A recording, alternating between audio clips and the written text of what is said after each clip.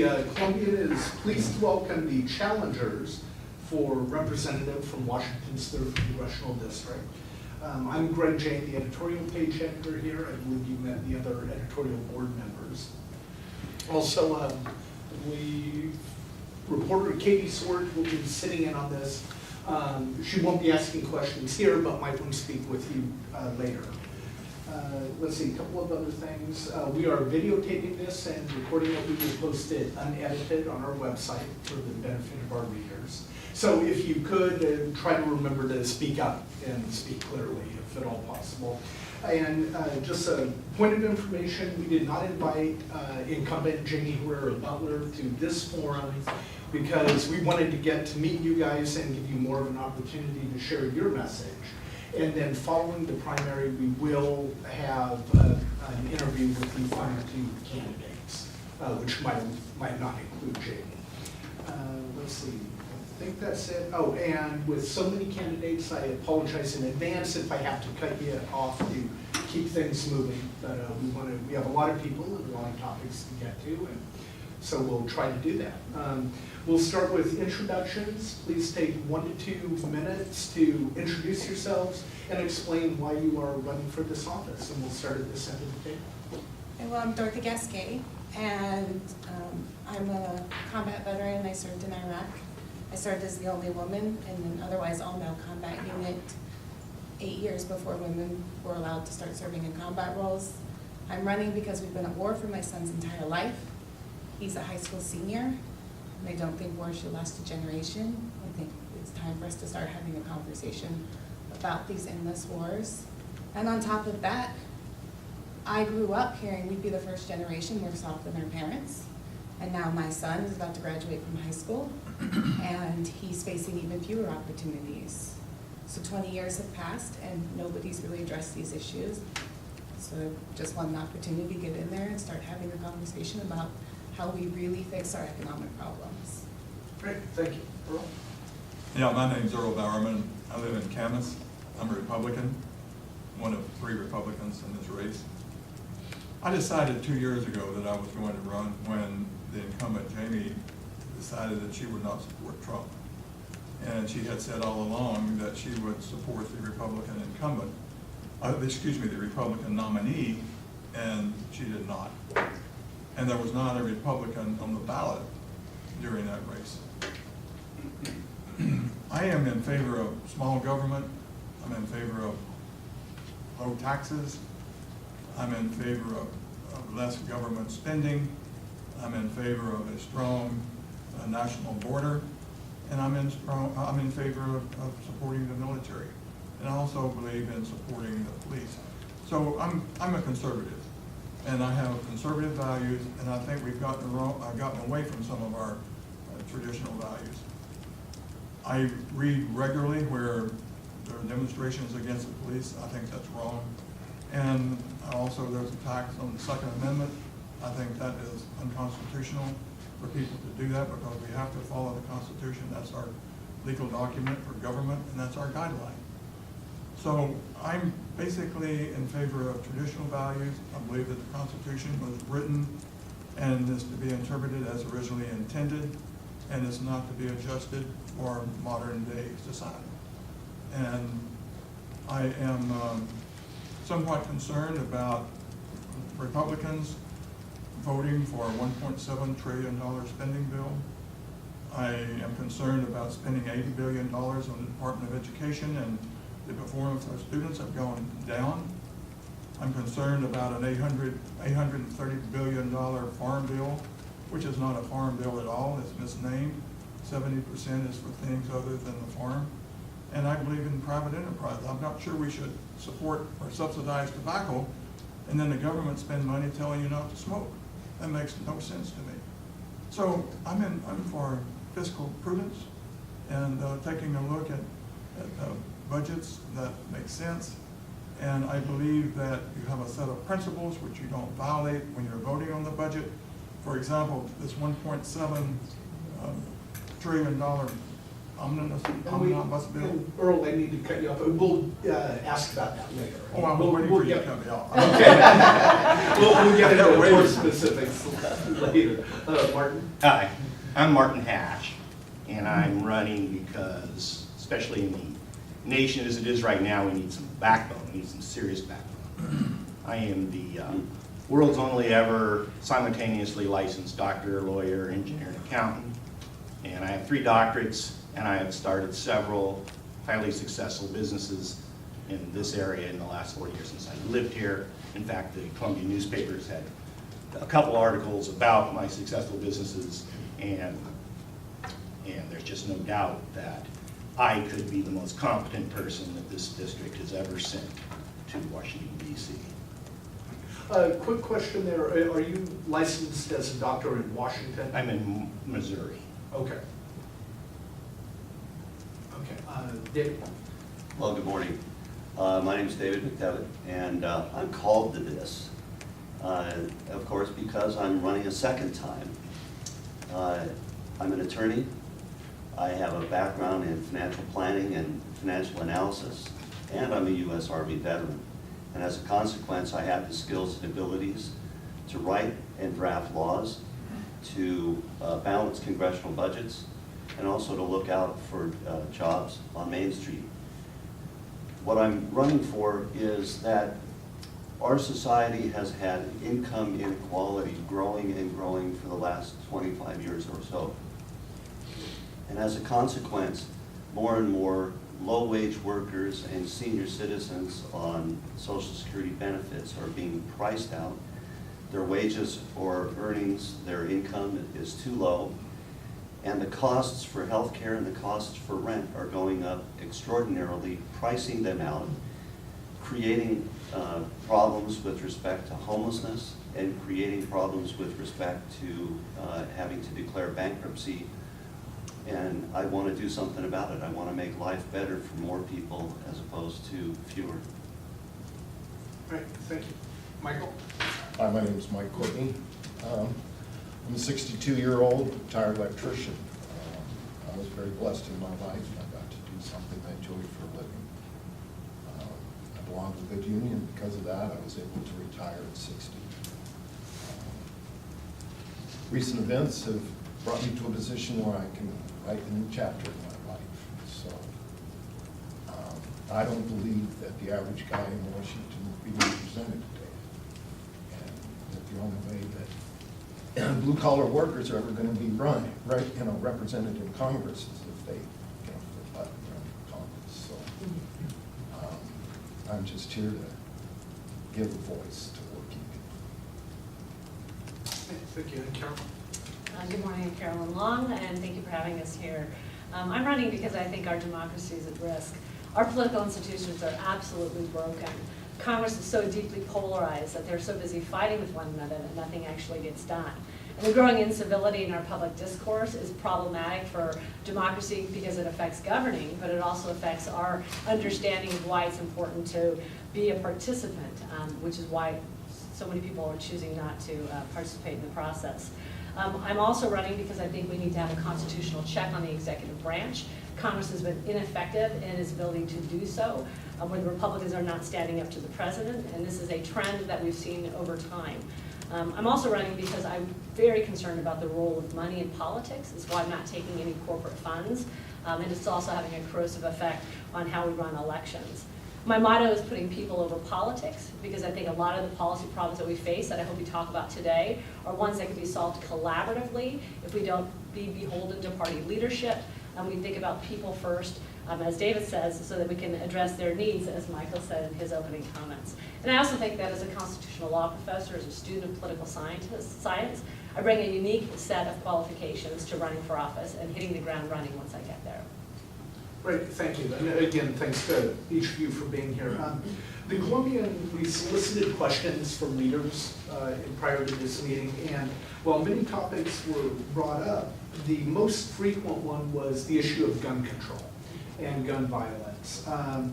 So I guess the question is, would you support any gun control measures, specifically a ban on assault weapons, and how should the nation address that? And we'll start at this end again. Well, I'm actually considering and looking at the idea with assault weapons is that allowing people who have served in the military services and police officers who have been properly trained to handle an assault rifle would be allowed to own one. But outside of that, I don't think the average American needs one. Okay.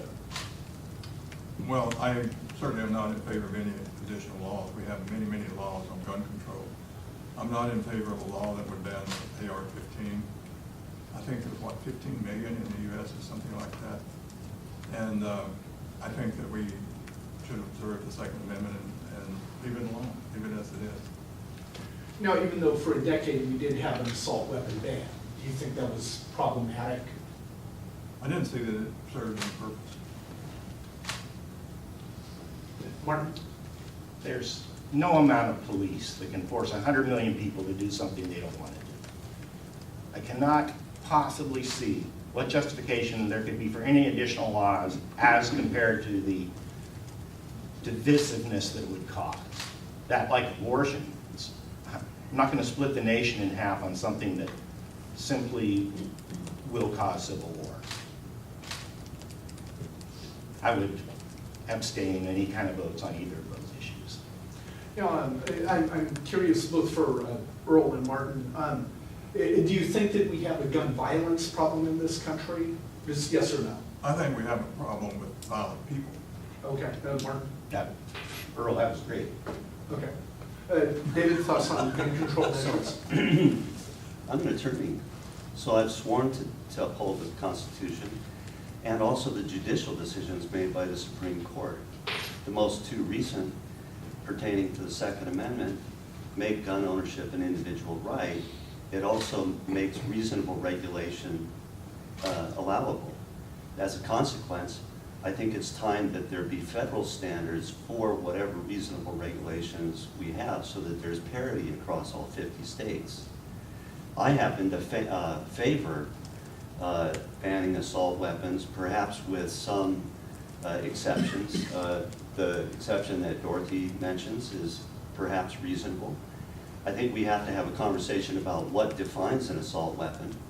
But in addition to having a ban, if we're going to do that, we must take into consideration the Fifth Amendment taking clause, which requires us to pay for the weapons if we take them away from someone. Now, as a consequence, I think that there's something to consider here because all of us have locks on our front doors. We have locks on our front doors not to keep burglars out, because burglars will break in anyway. We keep locks on our front doors to keep the honest people honest. So I think reasonable regulations allow us to have reasonable gun owners remain reasonable or responsible gun owners. And as a consequence, I would move forward with some kind of approach in limiting and regulating gun ownership and seeking out gun safety for the purpose of our society. So just to clarify, do you mean like a buyback program for guns? You don't, so there's a technical word nuance there that gets into the conversation. That is, the government can't buy it back because the government never sold it to them to begin with. So this is more like when the government engages in eminent domain for property. If they want to build a freeway over your house, they're going to have to buy your property from you for a reasonable, fair market price. In this case, we never sold the gun to somebody, so we would have to buy it away from them in a similar vein. Michael, thoughts on gun control? I'm in favor of the 3-day waiting period. I believe we should have that. Except for all gun purchases? All gun purchases, everybody should have to go through some kind of vetting process. As far as the assault weapons ban, you know, it's like Reagan said, you know, we're not going to stop people from doing crazy things, but by drying up the market, we can make it more difficult. And if you looked at the statistics at the time, they showed that law had an effect on gun violence. It went down while the law was in effect and it went up when the law was out of effect. I believe it's a mental illness issue. I believe that we need to do a better job in some aspects of how we raise our kids. You know, our churches used to be an institution that helped develop our kids. And I believe that as we move, you know, as our country, especially in the city, starts moving away from the churches, that we're not doing a very good job of taking our children from being dependent on mommy and daddy and making that transformation to being a fully grown adult. And our religious traditions used to do that. And as we stopped going to church, we start dealing with more and more issues in this country. And it's just not something I can sit here and explain in the time that I have, but given the opportunity, I think it's very important that we look at that part of how we raise our children. But I'm just curious on that. I think everybody would agree in a society that can do better raising their children. But would you compel church attendance? How? No. I'm talking about as we move away, we're going to have to, because it has to do with, you know, we're all born, as my mentor Joseph Campbell would point out, that everybody's born with their tiger nature. And at the center, you know, religions always put that at the brain. And that we're compelled and controlled by our fears and our desires. And when we take our children to church every Sunday, it's kind of like an austerity. And when we're there, we're teaching them their human aspect, which is to live out of love. But how do you make people? By practicing austerities. If you go to my website, I have an essay I did on surfing consciousness. And it's about teaching kids to control their mental facilities and not be controlled by their fears and desires. And yet, every day we have politics that pushes their fears, and we have television commercials that push their desires. And it's leading, and all those things lead to certain types of mental illness. If we want to address those things, we have to address that part of raising our children. Carolyn, thoughts on gun control? Sure, let me start with recognizing that gun violence is a disease. So I think we should begin by fully funding the CDC, which is now free to actually study gun violence. That way our gun safety measures, the policies we pursue, would be driven by science and data rather than by what we're told by organizations like the NRA is or is not effective. With that in mind, I'm in favor of gun safety measures which address gun violence overall while still protecting the Second Amendment, which I respect, but as David said, it's not unlimited. There's wide bipartisan support for a number of measures, including universal background checks, waiting periods, closing gun show loopholes. All of those things will address gun violence overall. And I think that that's what we could pursue if we get the special interest out of it, controlling the conversation. That's what could be done and done at the federal level. In terms of an assault weapons ban, I think a better vehicle for addressing the issue of assault weapons is the National Firearms Act. It's a 1930s piece of legislation which actually regulates other weapons of war such as machine guns and silencers. I think that that is a law where people could be required to have additional training and additional vetting process if people want to have these assault weapons. Because the problem with the ban, and Earl mentioned this, is that it doesn't ever deal with the $13 to $15 million assault weapons that are out there. The NFA would be able to take care of that by showing somebody a pathway to legal ownership of these weapons. And a real quick follow-up to this issue. Have you or would you accept money from the NRA? I would never, they wouldn't want to give it to me. Well, But I would, and I would not. Michael? No. Okay, David? Would No, I generally don't accept campaign contributions. Okay, do you think you would, if you were in Congress, would you be able to continue that policy? We'll see. Earl, would you accept? I'm a member of the NRA. Sure, I would accept. Okay, Dorothy? I don't believe lobbying organizations should be able to donate to candidates at all. So But they are, so would you accept? No, I would not. Would I you, walk the walk. would you not accept donations from any lobbying Yeah, organization? no lobbying organization should be able to donate to the people they influence. I think that is a sheer conflict of interest. Would you push for legislation banning that? Yes, absolutely. Earlier during the introductions, I believe it was Earl brought up the government spending and the omnibus spending bill. And the White House, through tax cuts and spending, the White House now is projecting a $1 trillion deficit for next year. That, what should we do about that? Do we need to raise taxes? Do we need to lower taxes more? Do we need to cut spending? And we'll start with Earl. I believe in the Laffer curve, and basically it says that as you raise taxes, you get a diminishing return in the amount of revenue that the government collects. And since the tax cuts have been put into effect, I believe the revenue that the government is collecting has gone up 6%. And yet the deficit went up quite a bit since that revenue has gone up. So we have a spending problem. We don't have a taxing problem. And so I would think that smaller government is order, and by definition, by smaller government, I mean less spending. And that's the approach that I would take. And Go ahead. I'm curious, I think you indicated that you supported President Trump during the campaign. Just as an aside, when was America at its greatest? I'm just curious. what would you define greatest? Well, Trump has made it a campaign slogan, so he wants to make America great again. When were we great? I think probably America was at its greatest in the 40s, when we were unified for a common cause.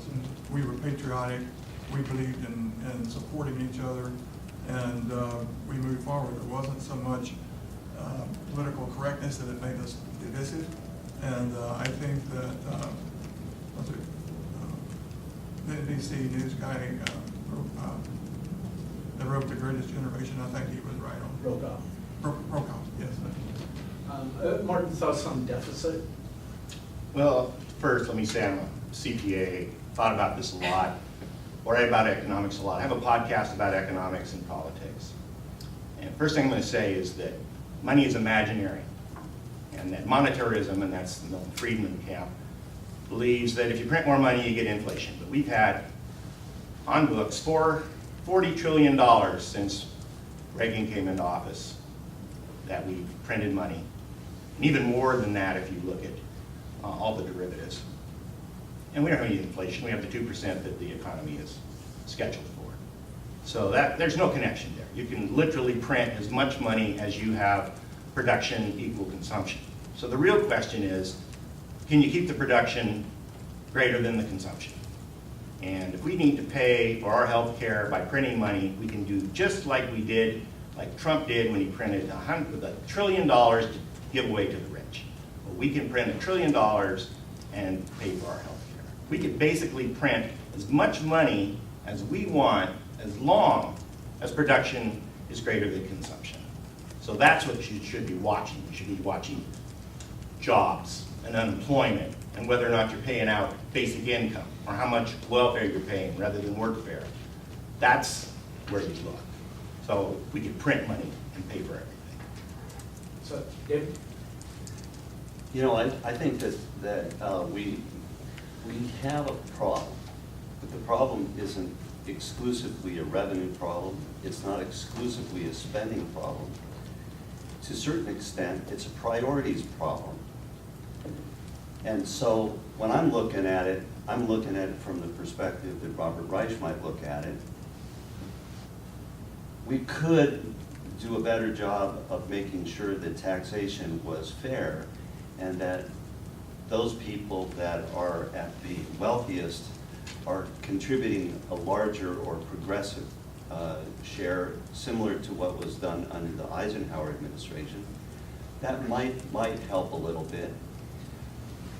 We spend way too much on military and defense, and when it's the middle class dollars that are contributing to that, what's happening is that the middle class and the lower classes are paying for the protection of the assets that belong to the largest corporations and the wealthy, instead of the wealthy and the corporations pitching in for themselves.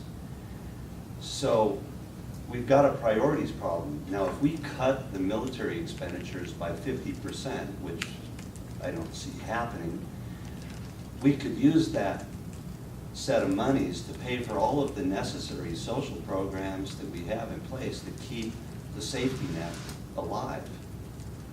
Now, our safety net, Social Security, Medicaid, SNAP, Medicare, all of those four things are the pillars of our safety net. And if we take away any of those, we're going to see such a significant rise in death among our citizens. And we're going to see so much more homelessness and affordable housing crisis that we'll be approaching the kind of society that we had in the late 1920s and early 1930s. And I think we need to do a lot to fix that. Yeah, and just really quick, I want to backtrack. David, and I think Martin characterized the tax cuts as being for the rich. Earl, would you agree with that? Did last year's tax cuts primarily benefit the rich? Well, I don't know how you're paraphrasing them, but if you look, 50% of the taxpayers pay 2% of the taxes. 50% of the taxpayers pay 98% of the taxes. 20% of the taxpayers pay 80% of the taxes. So when you have a large population that's paying little or no taxes, it's not going to benefit them. It's going to benefit the people that pay taxes. So I think this is one of the content-free mantras that people go around saying, let the rich pay their fair share.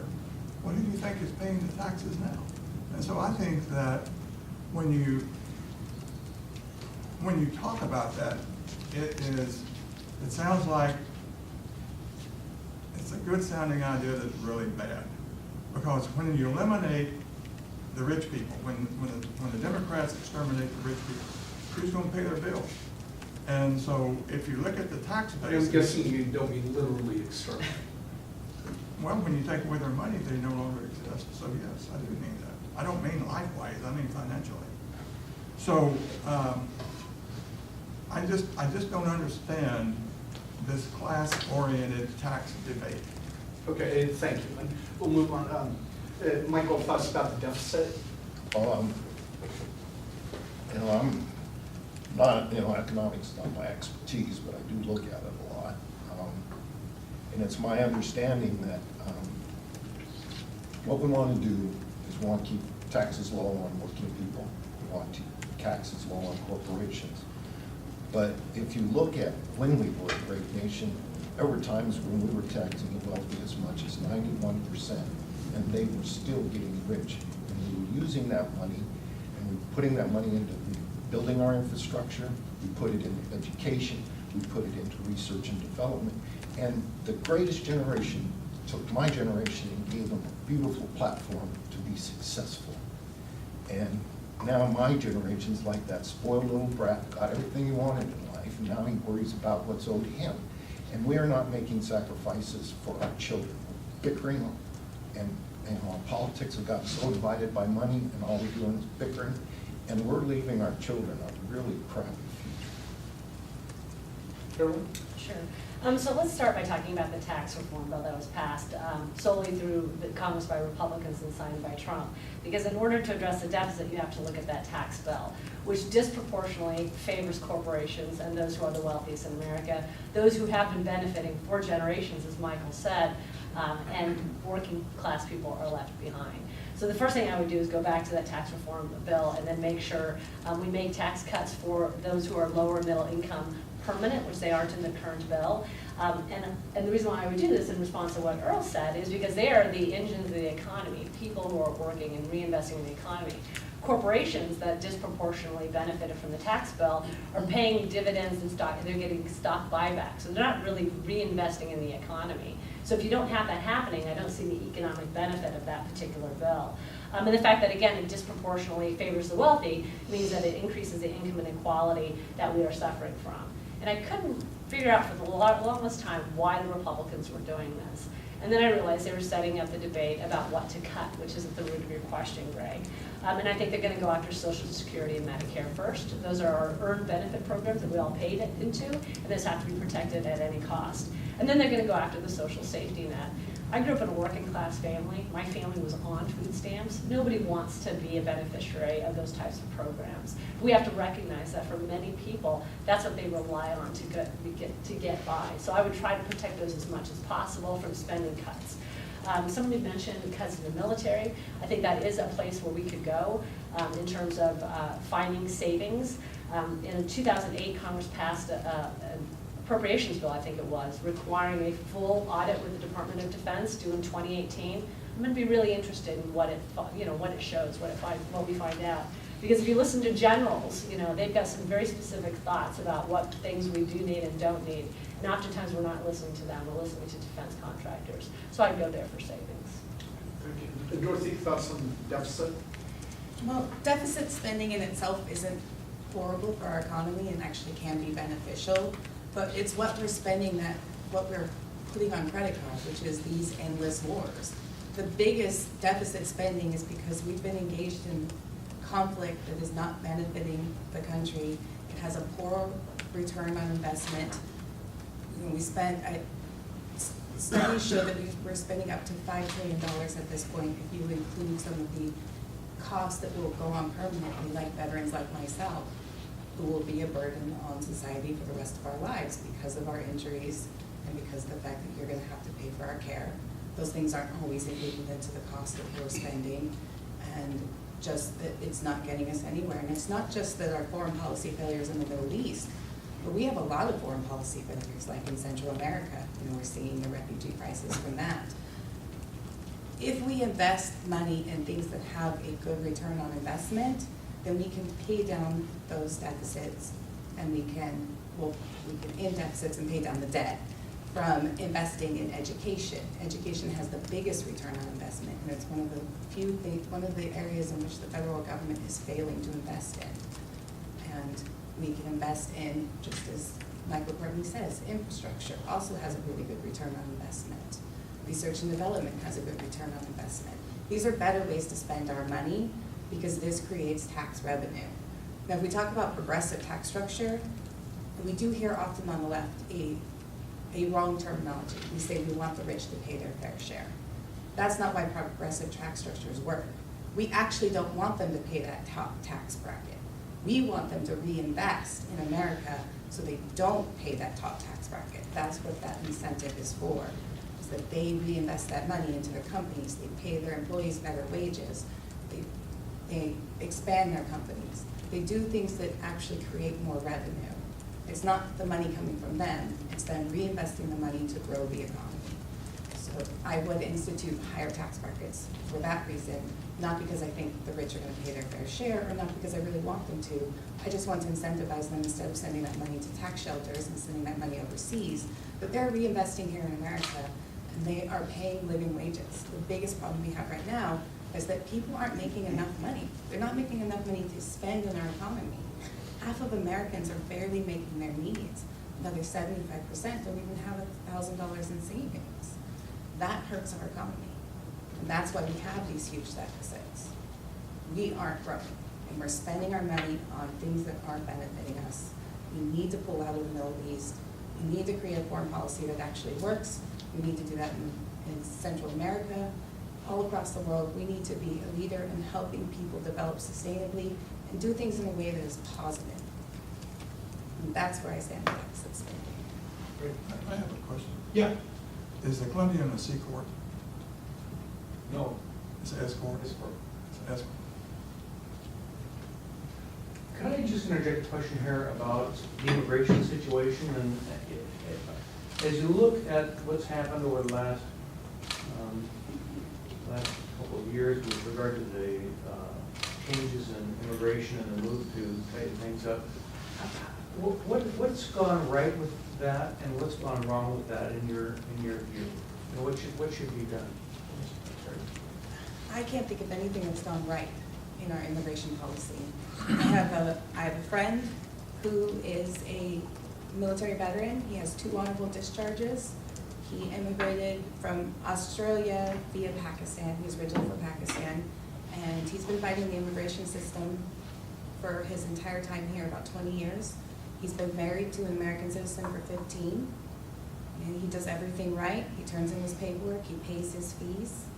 But for some reason, he's had to fight the immigration system this entire time, despite being honorably discharged and injured in the military. Like, people shouldn't have to go through that. And And then we have this problem with asylum seekers, and then our country is not treating them like asylum seekers. We're treating them like criminals, and they're not criminals. They're people escaping violence, and people should have a right to escape violence, especially when we are the leading cause of those issues. I mean, we're the reason that Central America is destabilized. We have an obligation to take care of these people and to do something. And just watching this happen across this country, this is not benefiting us, this is not benefiting anybody. And with ICE focused so much on immigration enforcement, they're not doing the other part that they're supposed to do, which is customs enforcement. So making sure that people aren't smuggling in endangered wildlife. Dealing with some of the other issues like trafficking. Those are the things they should be focused on. Well, I support President Trump and his immigration policies. I believe in strong national borders. I believe in that the immigration system should be based on merit. And in terms of the difficulties of getting through the immigration system, I don't know the ins and outs about what goes on nationally when people apply for residency and for immigration and so on. But I cannot support people who break federal law. I mean, it's really a question of whether or not we're going to enforce the law.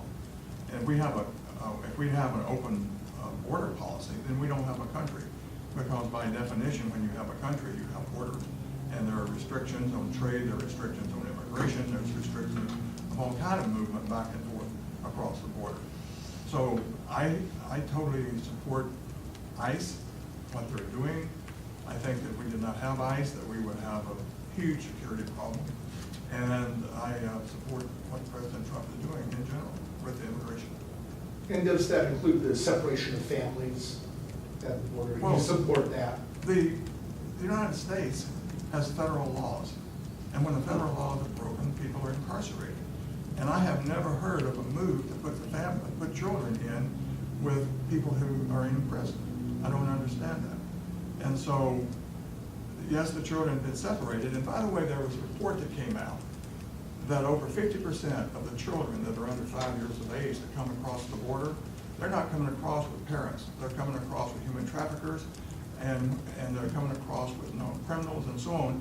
And so when they start trying to reunite them, many of these adults don't want the children.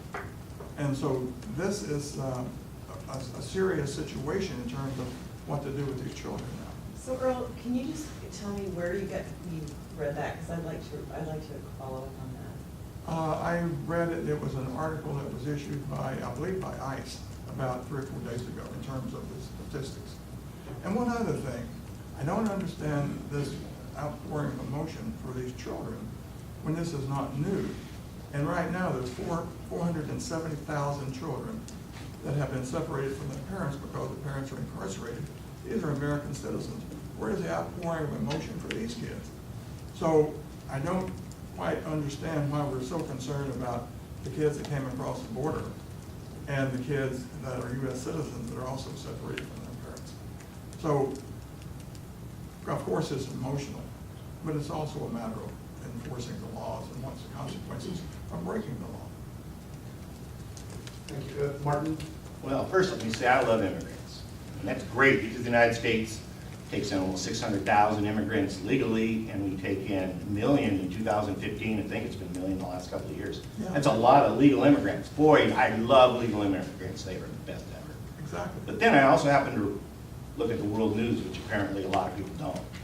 And all you have to do is look in Western Europe, Eastern Europe, and see that all of the liberal democracies are falling on one single issue, and that's illegal immigration.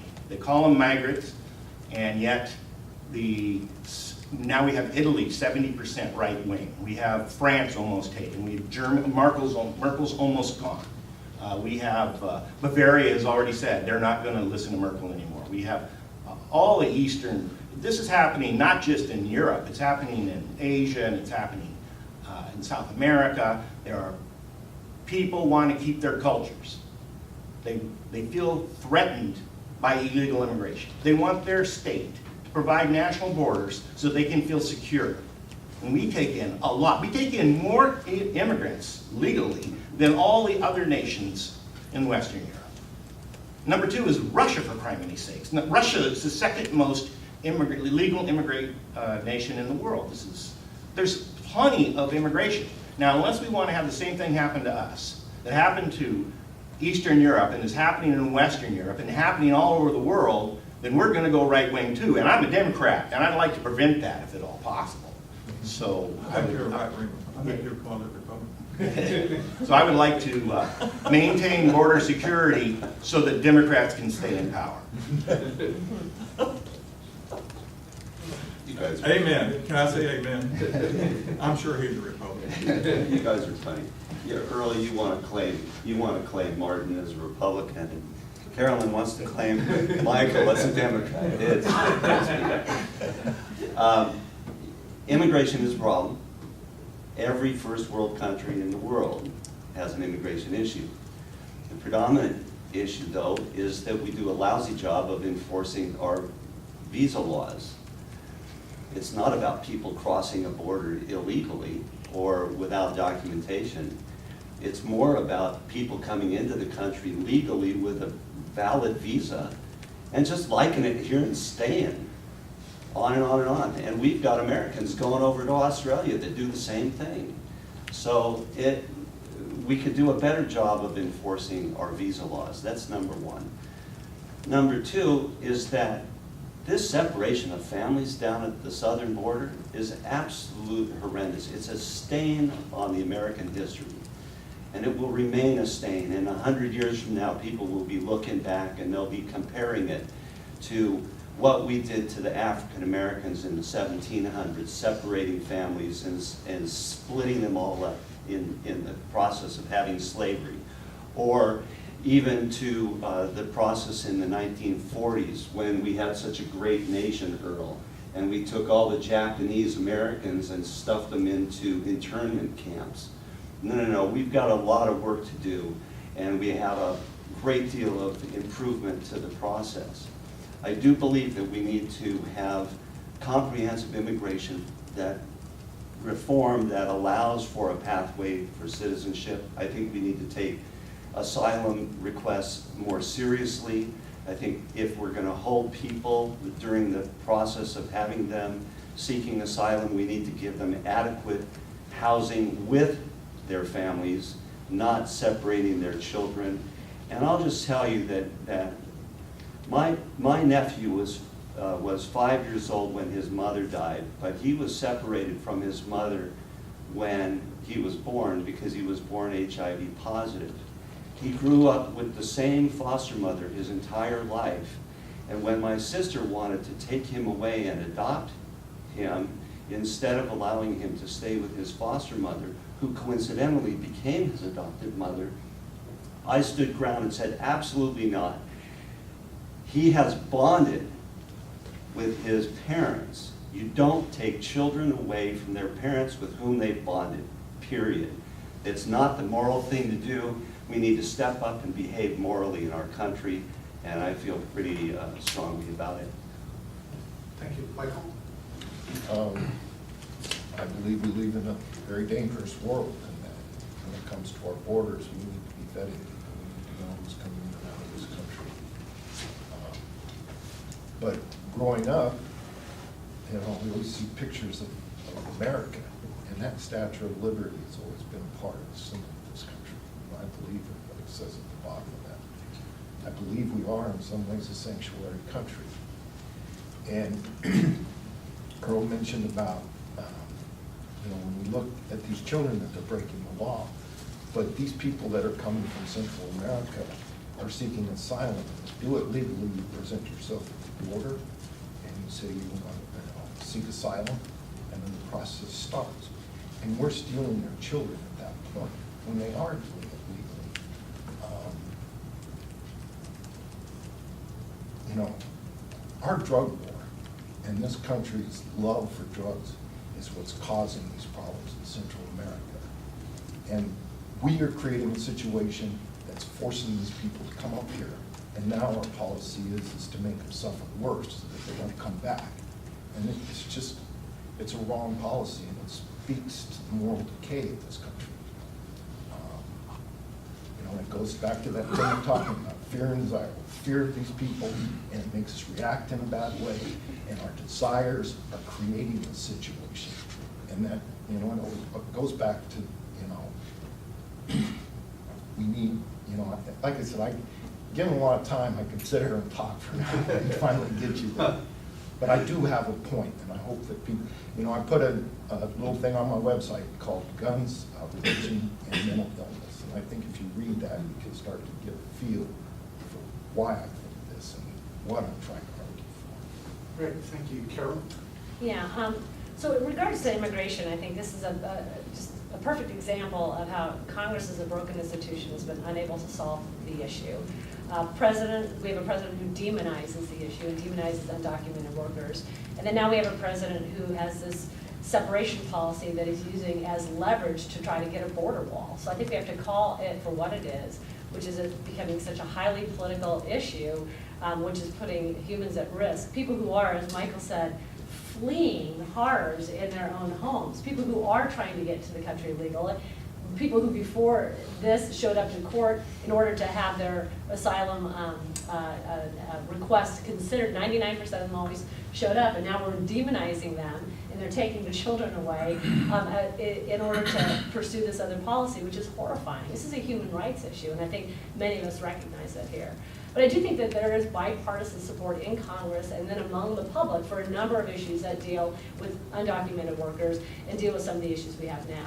A Clean Dream Act has incredible support in Congress. The Republicans are afraid to present it forward because they know that Trump will veto it. So we have to ask Congress to do its job. The people want that. These are kids who are here and adults through no fault of their own. On the refugee crisis, there's wide bipartisan support that this family separation policy is wrong, and bipartisan concern that the lack of a family reunification problem is going to still exacerbate the issue. And by the way, I came out with a press release fairly soon after this happened, and our current incumbent didn't talk about it for several weeks. So I think we had to hold our current incumbent to account for this particular issue. I think we have to look at the deportations and what's happening, because we have had an aggressive ramp up in deportations for people who have not a criminal history, which is where we were looking at deportations in the past. And not only is that separating families and having people living in fear, but it's also creating an economic problem. In Pacific County, we have people who are people in the shellfish industry and agriculture industry who are unable to find work because of this deportation issue. So I think we have to recognize the human rights aspect of it and the economic aspect of it, particularly in our rural areas. And then I think we have to talk about comprehensive immigration reform.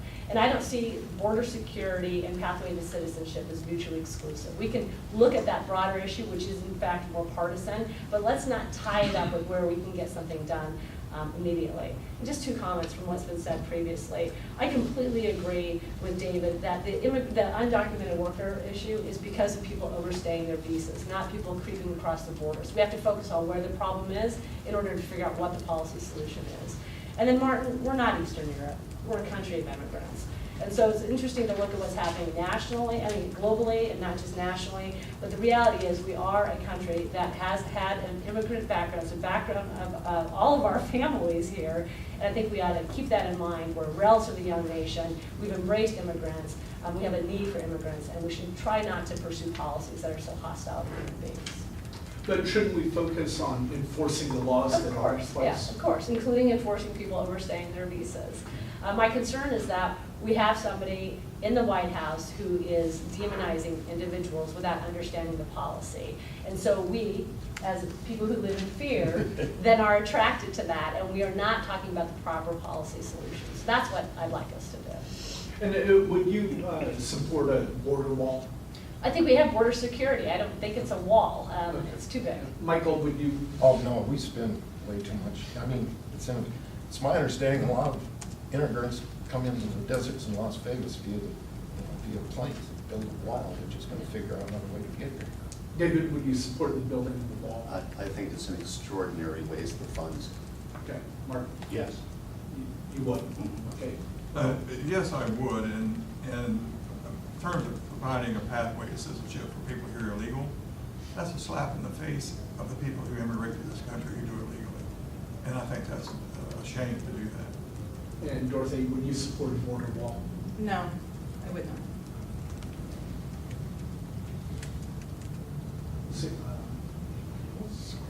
What about international trade? That's been made an issue by the Trump administration, and it's of particular interest, I think, to our state because we have a number of enterprises and sectors that are engaged in that. So what's your view on trade policy? Is it heading the right direction? Maybe we should start with Carolyn.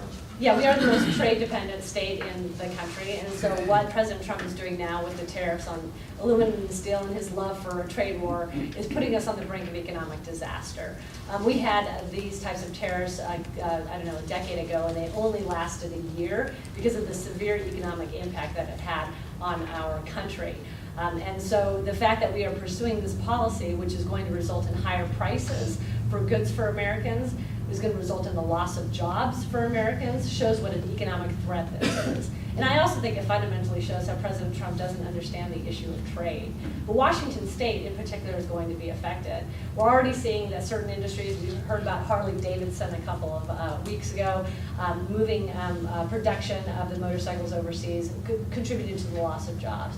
We're going to still see that in other sectors of our economy. But because we have a lot of agriculture and the trade war, which has led to tariffs against us, we're going to see it hit us particularly hard. What I would like to have happen is for Congress to have a little bit of courage here. I used to think that the Republican Party was a party that was in favor of free trade. Apparently they're not if President Trump is trying to play with trade. And so they should stand up to this president and not allow him to do this. He's imposing these tariffs under the guise of national security. I don't think it is a national security issue, but it is a congressional issue. And Congress has the power and the capacity to check this president if they weren't caring about their own political history or their own political future. Because their concern is that they attack Trump, that they are going to lose elections, and that should not be what governs their decision. It should be what's best for the economic health of our country. Mr. Bowerman? Ready? I'm sorry, sir. Mr. Cortney? I don't like the idea that we have one guy now that seems to be controlling all our trade. I know the Constitution puts trade in in Congress. Congress doesn't seem to be doing their job when it comes to trade. I think they want to win elections, so it's easier to just give it to Trump and let him make the decisions. That way they're not responsible for what they do. I don't like the, we have trade policies and we have, just foreign policies. And right now we seem to be breaking our word on a lot of these policies. And that one guy just came in, and we're not doing this anymore, we're not doing that anymore. And when other countries look at us, we don't keep our word. And how can you go out and negotiate trade policies when other countries are going to look at you and say, well, yeah, but in 2 years, then Democrats will be in control and everything will be different. And we need to start thinking long term. I mean, I think, when you look at a country like China, I mean, these people, they have a 25-year program, they have a 20-year program, they have a 15-year program, and even though we may not agree with their politics or anything, they think about their future, and they plan for their future, and they stick to it. And they do different things, they'll try this in one area, and they'll try this in another area. Where in this country, it always seems to be, just one way of approaching things. Okay, thank you, Mr. McDevitt. The tariffs are a travesty, and it's causing a great deal of pressure throughout the entirety of the United States, but particularly here. We know that our port ships out a great deal of grain, and that the farmers in Iowa are going to take a great deal of heat. They're not going to be able to sell that grain, and it's not going to be coming through our ports. So we're going to have some local impacts that are going to be fairly significant. So I'm against the trade tariffs as they are being presented to us, and for a number of reasons, though. The biggest one is that prices for everything within our country are going to go up, disproportionately damaging and hurting the people in the middle class and lower.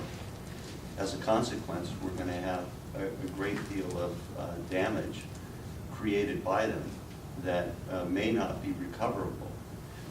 But I disagree with Carolyn about what Congress is capable of doing or not. Part of the problem is that Congress could, in fact, put some legislation together and pass it, perhaps, but unlikely. And the reason it becomes problematic is because when it goes to the president to be signed, it will be vetoed. We don't have enough power or capability in Congress to override that veto.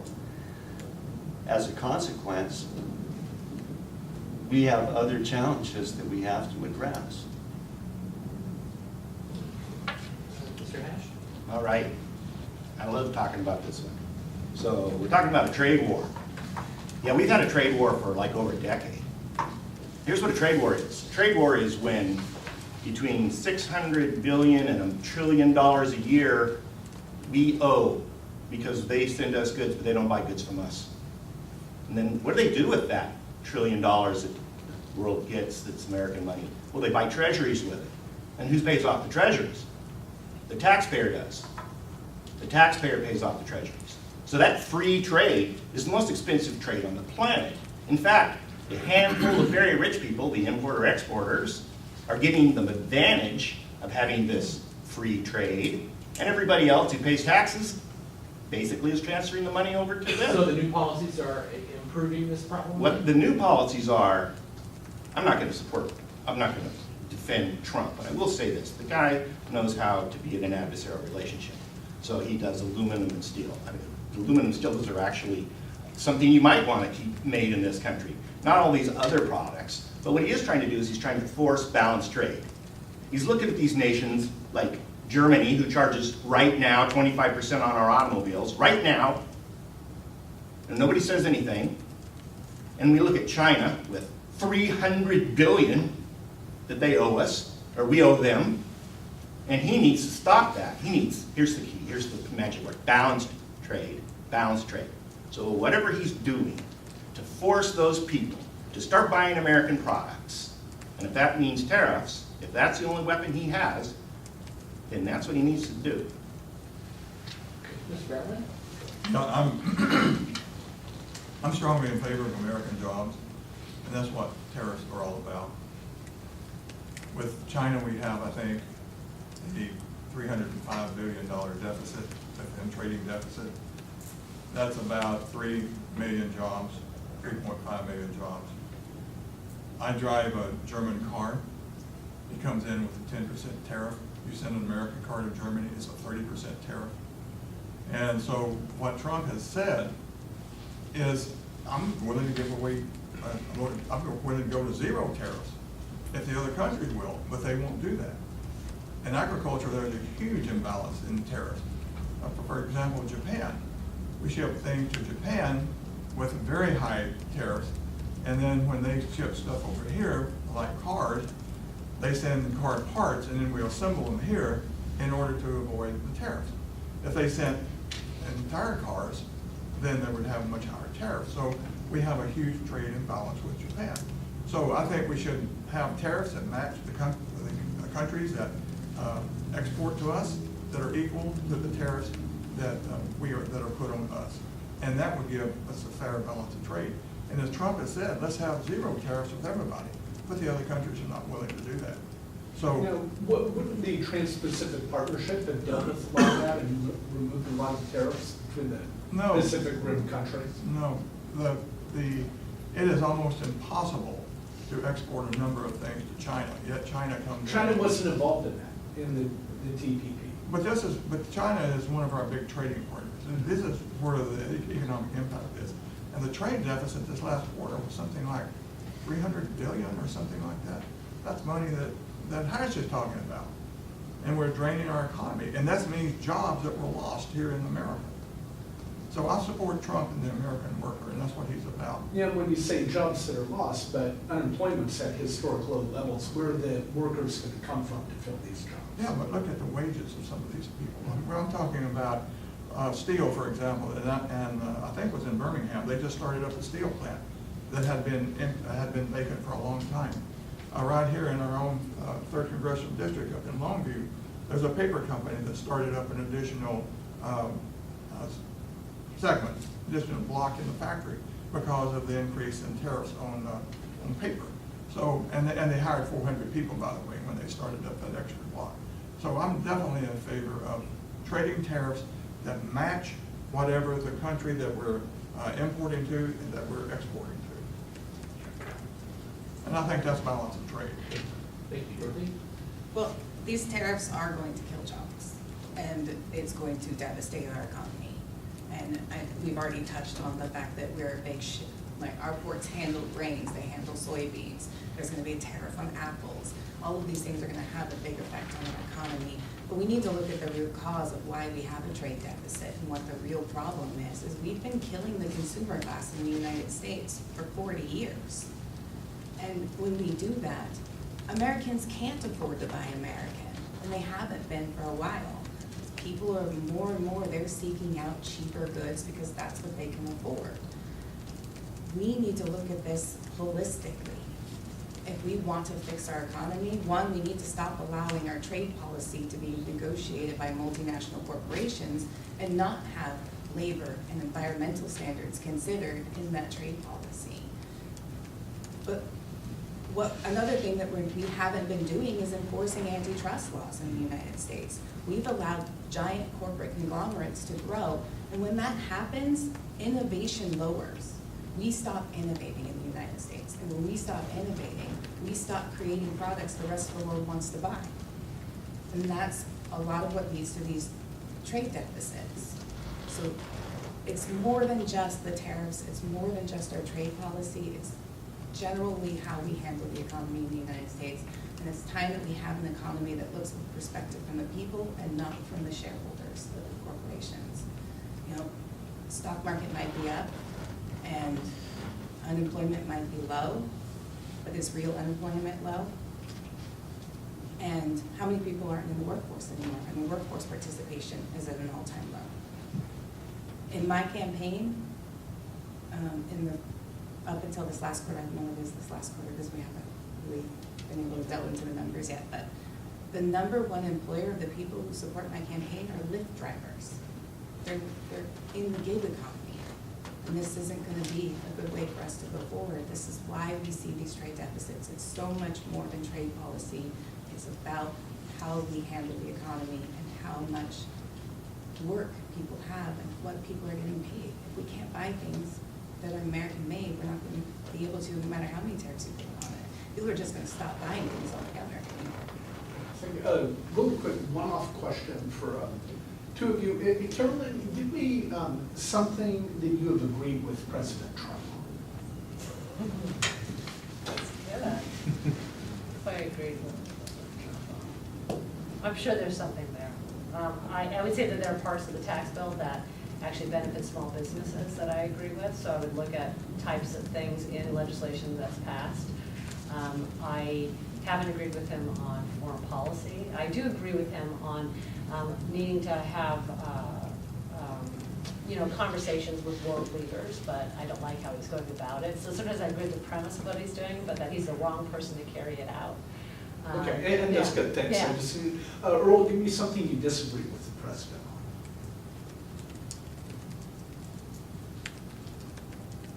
on. I think that there has been some leakage in his commitment in terms of how to handle the DACA situation. And I sometimes sense that maybe he's in favor of providing a path to citizenship for those, and I would be against that. But he hasn't done it yet. Right. But Is there anything he has done? he has not done it, but from time to time I get that sense that he's open to discussing. Is there anything he has done that you disagree with? No, not really. No, okay, I can't think of it. And that's fine. I'm just- Greg, can I go back? Because I think he did some stuff on antitrust that I agreed with as far as so Okay. just want to be certain of my answer. Let's see.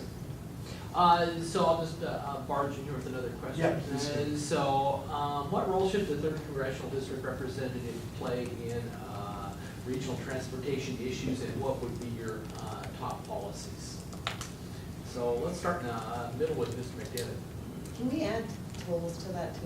That's, Yeah, sure. that was my, that was. key That's word what you were for toll. getting at, but I want to make Tolls sure and that bridges. everybody answers that part, but. You know, I'm really pleased that you asked that question because it's an imperative. Our issue isn't as much tolls as it is a relationship that Washington State and Oregon have working together and trying to resolve all of the transportation issues that we have. Now, back in October, thank you, Greg, for allowing me to write the op-ed in the middle of October last year. I talked about needing to have a framework for resolving transportation-related issues that would give us equal seats on both sides of the river for devising and coming up with solutions. We have 17 bridges between the two states, all of them in some degree or another of disrepair, the I-5 corridor being obviously the most prioritized of all of them because of the traffic and the freight vehicles that go over it. Having a framework would give us the opportunity to negotiate something that's fair. When it comes to tolls, if we have a federally authorized joint powers authority or framework with equal seats, we would be able to negotiate equitable distribution of revenues that come from tolls. Keeping in mind, though, that I'm not pro-tolls nor am I anti-tolls, but rather to have a framework for working together. In regards to having a framework, I think we should be talking not only about the I-5 corridor or federal freeways, but also other roads that involve joint benefit, including and other projects that could include joint benefit, to include mass rapid transit, to include high-speed rail, to include taxi management back and forth, or Lyft driver management back and forth, to include buses, to include light rail even if it's necessary. And although in our past we've had issues with light rail and the discussion about light rail, I think the big problem with light rail as it's implemented by Portland, because it's designed around the length of a block in downtown Portland, the maximum car length is 2 and the capacity is only 166 people. They can't run enough trains to actually take a dent out of the congestion. And I fully agree with the state of Oregon wanting to deal with this congestion problem. I think that having a framework to work together as a region is the most sensible way to go. It would take Congress to authorize that and make sure that all federal dollars going into any projects would be managed by that organization. I'd like to see Matt Ransom, for example, promoted into a job that's part of that. And So by a framework, do you mean a new agency, like a super transit like agency? like an agency combining JPAC and RTC, Okay. for example, would be one approach. In New York, New Jersey, the approach is managed by what's called the New York, New Jersey Port Authority. Right, yeah. And we have a resident expert here in our own county that studied and wrote a 20-page academic paper about that in 1972. And I'm pleased to I have a copy with me, and I'm pleased to share it with you if you'd like to read it. It's pretty So deep. it's been a problem for a while. Mr. Hash, what's your thoughts? Well, first, I'm the guy with no tolls on the sign. So that's me. I have seen those signs. Mr. No Tolls. All right, also, in 1984 and 85, 83, when Glen Jackson Bridge was going across, I was an engineer then, and they would come in, the city and the transportation department, and talk about how they're going to put the light rail across that bridge, and Shobird's going to land, and where the parking's going to be, and I signed up. And then nothing ever happened. In 2008, I ran for office. I was still kind of signed up. I knew, now I'm a professional engineer. It means I can testify in court, and I can get licensed, and I can have insurance, and so my opinion is now an expert opinion. There's no doubt about it. The state of Washington has given me that right to say that. And I tried to deal with Oregon. In fact, I was a spokesman for CRC. Don Wagner was in charge of the project. I was totally with that bridge, the one that he designed, not the one that the two governors came in and booted off and put up a bridge that had no extra capacity. And I started to learn. I started to learn what was going on. And now I'm highly sophisticated about this. Portland will allow no additional capacity, period. They will not allow it. So no bridges, nothing. Maybe light rail, but the light rail thing, less than 3% at some really optimistic. Plus we end up paying for their union overdraws, so that's not a good idea either. So where am I now? Well, I'm certainly not with Oregon tolling Washington residents and keeping all the money, and we get jack and nor a bridge, nor anything. That's certainly not a solution. What they want to do is drive people out of their cars, force people out of their cars. That's their quote. They're going to force people out of their cars. The way you get tolls on federal highways is you have to go, this is where CD3 comes in, you have to go to Washington and you have to get federal approval. Luckily, Trump's plan to push infrastructure out to the states failed because Oregon can't unilaterally say we're going to toll federal highways. And give Jaime Herrera Beutler credit for trying on in her role as Transportation Committee to prevent that. I think she's ineffective. She certainly seems like milquetoast to me. I'm not going to be milquetoast. Nobody's going to be, nobody in Washington, D.C. is going to be signing anything for Oregon to put a bridge, to put tolls on anything. Now, as a solution, not just coming here as a naysayer, as a solution, people love living in Portland. I recommend people move to Portland all the time.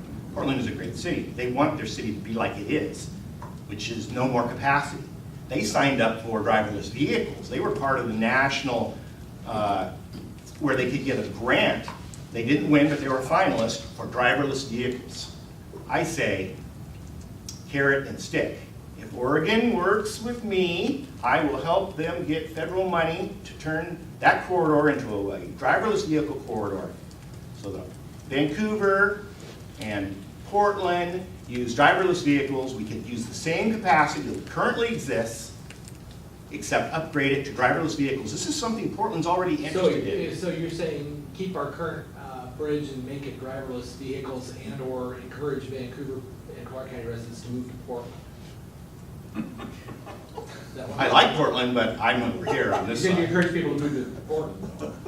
So. I will help, I will encourage in Washington, D.C., I will encourage federal money to help Portland develop a driverless vehicle plan. I see. All right, but if they don't, then anything that Oregon wants as a CD3 representative, I'm going to be against that, just carte blanche. So if Oregon wants it and they don't want to help solve our congestion problem, then I'm not going to help Oregon. But if Oregon would like to help us solve our congestion problem, then I would love to help Oregon. Fair enough. Okay, Mr. Bowerman. Well, this is an opportunity for Democrats to stand up and cheer for Trump, because infrastructure is one of his legs of his platform. Now, in terms of no tolls, I support totally what Hatch just said. But what's the solution? I think there's, according to the plan that was, I believe, in 77 or 78, there's supposed to be a corridor on the west side of I-5 going around Oregon. I think we need to develop that. Going around Portland. Also, I think we need an additional corridor going east of 205 that would connect somewhere around Troutdale or Gresham and get it directly to 84. And I think that we should keep the I-5 bridge as it is, unless you made it 10 lane or something like that, but then there's no capacity to handle all that traffic after you get across, and just keep it up according to safety standards. I see no reason to get rid of that and replace it with another 6-lane bridge. That made no sense to me at all, and spending all that money. So as a member of Congress, you would advocate for developing corridors, freeway corridors on the east and west sides of the Portland Additional, area. take you around Portland and for an easy connection to 84. Because it's a Those would be pain. freeway bridges or like the local arterial bridges? No, they would be very similar to the one on 205. I see. Massive bridges. I never understand building undercapacity bridges and then they're overloaded as soon as they open up. Because as we increase in population, all of a sudden you've got bridges that are outdated. So I always believe in building a 10-passenger, say, bridge when you're only going to need 8 passengers, 8 lanes, so that you can expand it. And you see that being tried all the time. Gasque, what's your opinion? Well, Well, I'm not a transportation expert, so I would definitely talk to transportation experts. But we need infrastructure investment across this country, and we're in an interesting place here because while infrastructure isn't sexy to everybody else, it's a common topic here in this race. And so we can be influencing this infrastructure investment that we need to make. I run on a 21st century New Deal that will help with economic growth, but also fix our bridges. And, you know, we can study transportation and have a long-term plan that takes into account for growth. So as a member of Congress, how do you advocate for implementing that 21st century plan in the Portland, Vancouver area? I would advocate for making sure we get funding, that we're replacing the bridges, that we're expanding our highways, and that if we do need more highways, we're building them. And also public transit, and that's the other thing we need to really look at is investing in public transit, and that's very expensive, so if we can have the federal government help, because we're talking about interstate public transit, we do need some federal funding for that. And totally, what about tolling? I am absolutely against tolling. People cannot afford their transportation costs as it is. Increasing that transportation cost will harm our people who live here, our citizens. And I think we also need to work at figuring out how do we make Southwest Washington business friendly so that we're not a bedroom community anymore. Carolyn? Sure. So there's a lot of issues here, and I want to unpack it because I think it's been confused in this race as well as how people are talking about it. So there's the congestion pricing that Portland tried to impose on us, and then there's the I-5 bridge. So let me talk about the congestion pricing and Oregon's plans for tolls. By beginning by saying that Oregon completely mishandled this and the way they rolled it out, because it did look like they were trying to attack Southwest Washingtonians. And we did have a measure from Herrera Beutler saying you couldn't toll on that part close to I-5 and 205. My understanding is that was unnecessary for that to be actual pieces of legislation, that wouldn't have happened to begin with. But the whole issue was, looked like it was a direct attack on Southwest Washington. What I liked was how much our city, the city of Vancouver, Mayor Ann McInerney-Ogle stood up to Oregon and their tolling scheme in order to make sure it didn't unfairly hurt Southwest Washingtonians. So that's who I give credit for in terms of dealing with the congestion pricing issue. But the reason why I think we want to handle it separately is because when we hear no tolls from people like our incumbent, she's talking about that. She's not necessarily talking about the bridge. So let me talk about the I-5 bridge and the issue of tolls. First of all, we need to fix the I-5 bridge. One of the spans is incredibly old, it's on sand and pylons, and it is a safety problem. We need to replace the bridge, make it earthquake friendly. We need to add lanes because of the congestion that's going to continue to occur because of how many people live across the river. And then we have to do it now. If we had pursued the CRC, we would have had hundreds of millions of dollars in federal funding for that infrastructure project that was hard fought and it was lost in an instant when it fell apart at the last minute. Right now, when we replace that bridge, it's going to be a lot more expensive. So as somebody who considers themselves fairly fiscally conservatively minded, we got to do this now because it's only going to get expensive in the future. And then I don't applaud Trump for his investment on infrastructure because he talks a really good game, but he doesn't give us the federal money. If you want to invest in infrastructure, you need the federal dollars, as Dorothy talked about. So as a member of Congress, I would be actively pursuing that federal money as part of a package for dealing with what is an interstate problem on the bridge. And we have to do it now, and it has to include some sort of mass transit option, and I'm not sure what it's going to look like. Issue of tolls. When people say no tolls, I'm intrigued, because that's a nice thing to say, it's a great campaign line, but then where are you going to find the money? We need to have that on the table, it has to be a possible option. And if we start from a place of no, that we're not gonna replace the bridges if it has tolls, then you have to show me where that money's gonna come from. So I think we have to leave the door open as a possibility for a way to get some of the income, make sure we get it from the federal government, I would be a champion of that, and also the states. The other thing that I would do is not write strongly worded letters about how the bridge and tolls are a bad idea. I would be a leader on this issue. I would work with the Washington delegation, and I would reach across the bridge to work with the Oregon delegation. There are strained relations between our two congressional delegations because of how the bridge thing went down, as well as through the state legislative delegations as well. We have to work collectively. I don't agree with David's solution, which is a bi-state compact, that's what it's called, because I did some work on this several years ago with the study through the university. I wrote a law review article on it. I don't think it's necessary. I think if you have leadership in Congress who could work collaboratively, that is what it will take in order to get that bridge fixed. Okay, thank you. Mr. Cortney.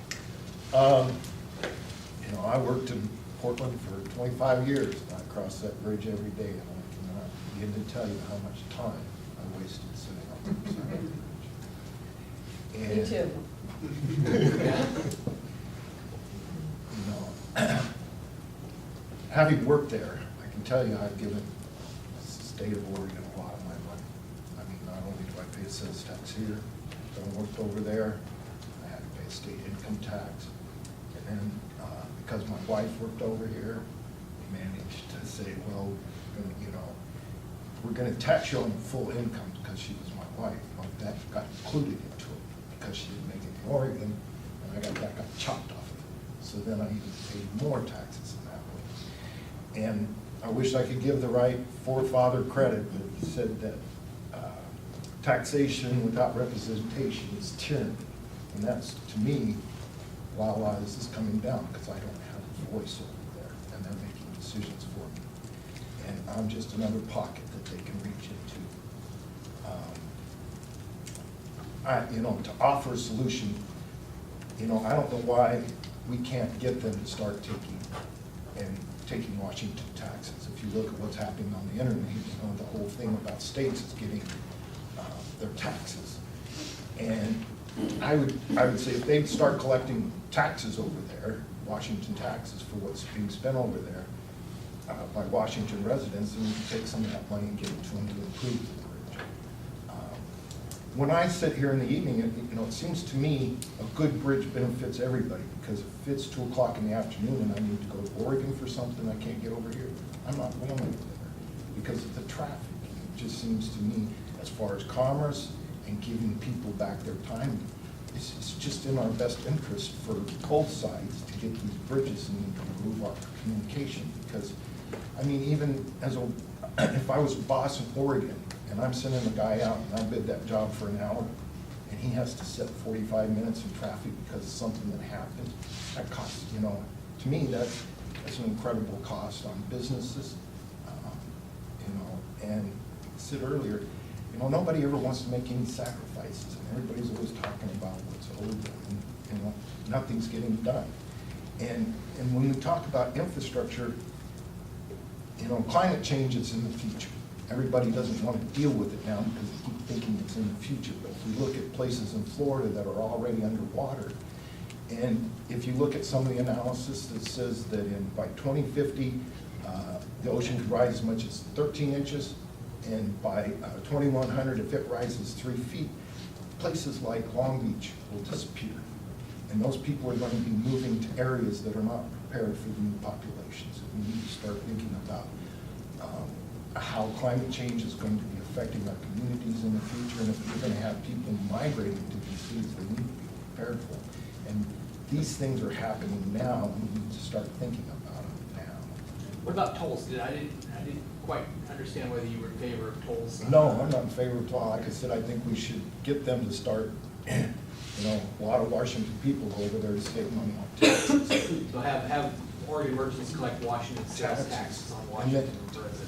Yes, instead of a toll. And that way, people going over to save on taxes are going to be contributing to it. You know, like I said, we could give, you know, a certain amount of that money that we collect and putting it into infrastructure for bridges between Oregon and roads between Oregon and Washington.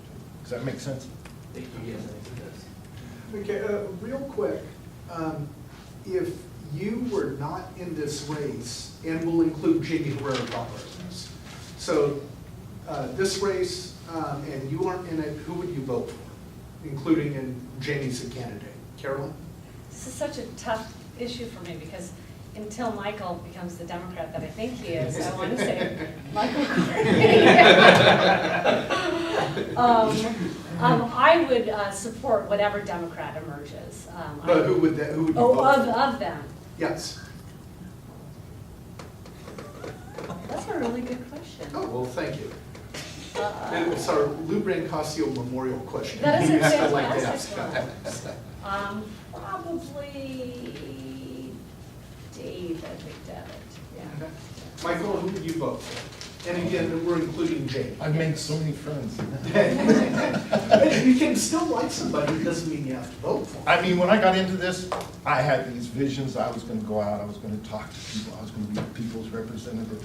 And I did, I walked so much, and I'd go out and ask people, what would you tell your congressman if they were right here right now, and your congressperson, and they'd say, I don't know, overwhelming. So, but when I look at what Dave's done here, and the commitment that he's made to the community, and the times that he has spent actually going out and listening to voters and stuff, I admire his efforts and his work, and so I vote for him. Okay. David, who would you vote for? It's a tough question, because there are so many great candidates sitting right here in front of you.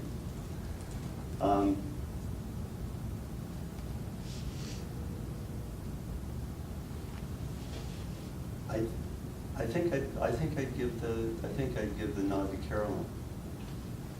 Martin, who would you vote for? Dorothy. Earl? And again, we're including Jamie in this. We are. Yeah. Well, I just heard Carolyn say that we should keep our options open to Portland tolls. So that changed my thinking a little bit. I think I'd have to vote Republican. So who would that be? I'd have to vote for Jamie. And Dorothy? Well, of the candidates, the one who matches me the most on messaging and ideology seems to be Michael Cortney. The other Republican, please. Democrat. He's a Democrat. Undeclared. You know, it's funny in these situations, you know, that it seems to be that Democrats are the ones that usually are at the forums, they're the ones who show up for the forums, and they're the ones always asking questions, and so it always seems to me that I never get to show my conservative side. They never ask me about it. Okay, well, go around and give us your, well, did anyone else say? Give us your final pitch for why voters should support you. And if you have any notable endorsements you wish to mention, we'll start with Dorothy. It's time for leadership change in this country. It's time to do things differently. We're running a campaign that is not like other campaigns. We're doing it without taking any corporate influence money. I have more small dollar donors than I do big dollar donors. Most of my money comes from small dollar donors. You know, we're showing that you can run a campaign without big money. And that's just what we need in this country. I mean, my entire life, I've watched nothing but leadership failures from both sides. It's time for a bold, new leadership, and to find leaders from outside the political industrial complex. We've been endorsed by brand new Congress, just as Democrats, and our revolution, those are our biggest. And also the Washington State Progressive Caucus and the Veterans and Military Family Caucus. Great, thank you. Earl, give us your final pitch. Well, I think the focus of whoever is elected should be on financial self-sufficiency for all the families in Southwest Washington. And I think that's the goal. So every decision that has to be made in Congress, every bill that has to be voted on, does it contribute to this objective? And if it doesn't, then why is it being passed? And if you have financial self-sufficiency, then all of these government programs that we're talking about are not necessary, because the individuals can make the decision on how they want to spend their money from financial self-sufficiency. And I think financial self-sufficiency gives dignity to families, it gives dignity to the parents, and it eliminates a lot of the mental health problems that we talk about. We've mentioned in here that gun violence is a disease. I totally disagree with that premise. But most of the people who are on drugs have lost their dignity. That's the reason they turn to drugs. And people who are unemployed have lost their dignity. And I think that everything has to be focused on helping families with their financial self-sufficiency. And that's the way it would be the premise for making the decision of how I would vote. Great, thank you. And any endorsements? I've had a few. I've had some county counselors, three I believe in different counties. Liz Pike has endorsed me. There has been a couple of mayors, and so on. Okay, thank you. Martin, final thoughts? Well, number one word is competence, and number two word is independence. There's nobody that could be sent who would be more capable of doing this job than myself. There's other things that have come up. I've been to over 100 countries. I've lived overseas for 5 years. I write professionally about travel. I talk politics in every nation. I listen to podcasts every day about what's going on in the world, what's going on in the U.S., what's going on in economics. Total dedication to understanding the nuance. Plus, I've run companies, CEO, founder. Nobody can intimidate me. I've never been intimidated, but I can intimidate. So send me to conference and I will intimidate some people to get what we need done here. Thank you. Thank you. And I'm sorry, any endorsements? I do not seek endorsements. That's just a list of people who you owe favors to. David? I agree with that one. Well, I have received endorsements from probably close to 2,000 individuals, which I hold near and dear. I think individuals are much more important than some of our political office holders, some of our unions and corporations and organizations that are coming together, all of which represent really small special interest groups. I think the bigger reasons when we're looking at the amount of funds available for any particular one candidate, Jaime's now got over $1 million. I've got close to $700,000, and that's within range of being able to seek and win the race in November.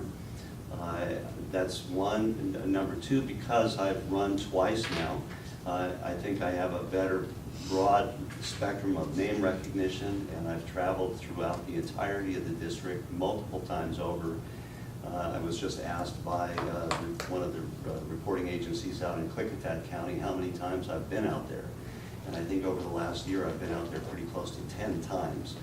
But that's pretty much the case for all of the counties, with exception to Clark County, where I've had over 30 town halls. And I have had close to 80 town halls as of today, and as a consequence, really reached out and talked to the people. So people know that I'm dedicated to my motto, which is putting people first. I truly want to represent the people. It's not about me. I'm predominantly self-funded, and I'm not beholden to anyone. Thank you. And I do ask for your vote, and all the listeners out there that will watch this video. Mike? No endorsements. Like I said, I entered this race because I didn't feel like the average person had a voice in there. I entered this race. I struggled with alcohol when I was young, and because of the events that happened after that, I would get, I just have a passion. Ever since I was a little kid, I wanted to be a priest, and I always had this passion about religion. I don't know why, but I got into it. And when I work every day, I bring my audiobooks, and I listen to those audiobooks every day. And I learned the world's religion. When you do that, you learn about the cultures, you learn about the land, you learn about their politics, you learn about a lot of history. And when I look out across America now, the It's just something painfully obvious to me in our culture that it's, we're losing our moral center in this country. I just felt I had to come out and say something. Thank you. Carolyn? Thanks. So I entered this race for the reasons I articulated earlier, because I think our democracy is broken.